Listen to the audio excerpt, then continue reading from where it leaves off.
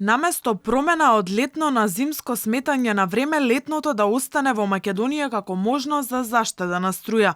Владата веќе анализира дали евентуалното продолжување на летното сметање на времето ќе даде дополнителни заштеди во општата потрошувачка на електрична енергија.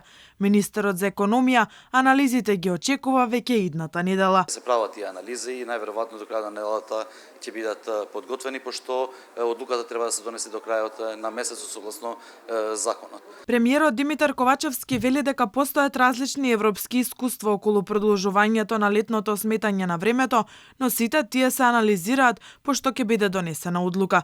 Лидерот на ВМРО ДПМН Христијан Мицкоски смета дека така би се заштедило малку, односно 2 до 3% од вкупната потрошувачка, што според него не е вистинско решение.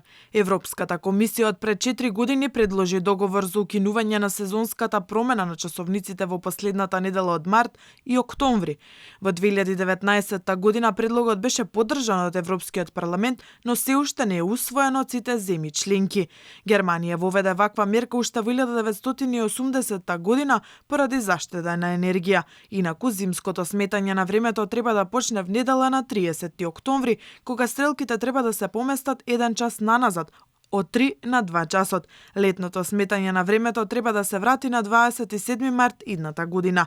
Анкетите покажуваат дека најголемиот дел од луѓето не сакаат промена, а дел од познавачите велат дека промената на сметањето на времето не ја исполнува целта за заштеда на енергија, затоа што таа е маргинална. Дневната светлина и особено сончевите зраци се главните тајмери на внатрешниот часовник на човекот и многу важни за ритмот на будење и спиење. Според експертите, токму зимското сметање на времето тоа најдобро го обезбедува.